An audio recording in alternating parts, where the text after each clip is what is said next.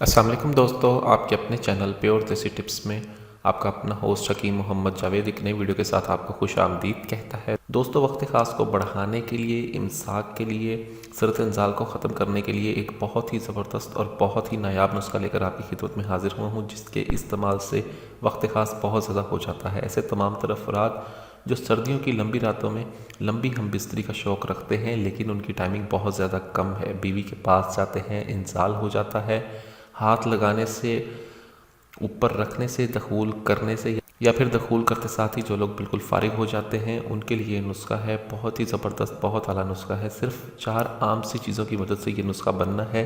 इसके इस्तेमाल से वक्त ख़ास बहुत ज़्यादा बढ़ता है और इस नुस्खे की ख़ास बात यह है कि आप इसको वक्त ख़ास से सिर्फ आधा घंटा पहले इस्तेमाल करते हैं और इसको एक दूध गिलास के साथ आपने इस्तेमाल करना है। उसके बाद आपने किसी भी नमकीन चीज़ का इस्तेमाल नहीं करना। तो ये नुस्खा आपको बहुत ज़बरदस्त फ़ायदा देता है। नुस्खा क्या है, चलिए शुरू करते हैं। लेकिन इससे पहले अभी तक आपने हमारे चैनल को सब्सक्राइब नहीं किया तो बराए मेहरबानी सब्सक्राइब कर लें और साथ ही खड़े बेल आइकन को दबाना हरगिज़ ना भूलें, ताकि हमारी हर आने वाली नई वीडियो का नोटिफिकेशन आप लोगों को मिल सके।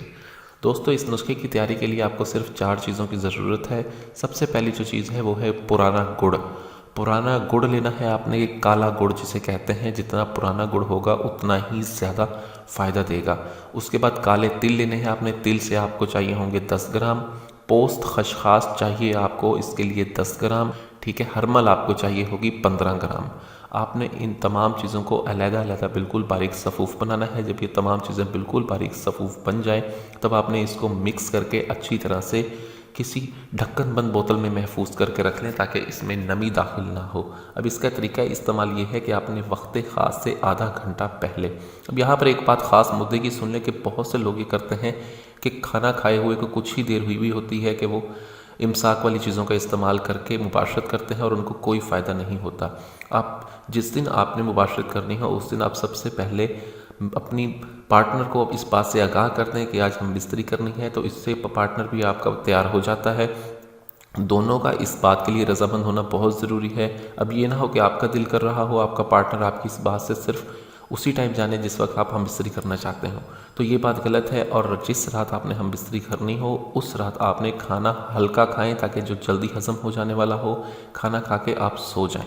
ठीक है, सोने के बाद 4 घंटे बाद आप उठें। उठने के बाद आप बीवी से कहें कि वॉशरूम हो है, पेशाब वगैरह कर लें और अच्छी तरह से शर्मगाह को धो लें। इससे यह है कि शर्मगाह की जो रतूबत वगैरह होती है वो खुश्क हो जाती है। शर्मगाह की रतूबत के खुश होने के साथ तंगी पैदा हो जाती है, जिससे मुबाशरत के वक्त बहुत ज़्यादा लज्जत मिलती है।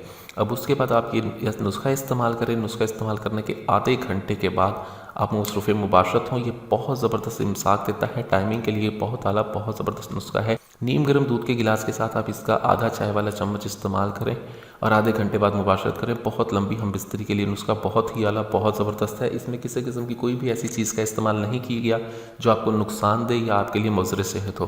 वीडियो अच्छी लगी हो तो वीडियो को लाइक करें, वीडियो को शेयर ज़रूर कर दिया करें, ताकि दूसरे लोग भी इससे फ़ायदा उठा सकें। मुझे अगली वीडियो तक के लिए इजाज़त दें। अपनी सेहत का बहुत ख्याल रखें। शुक्रिया। अल्लाह हाफ़िज़।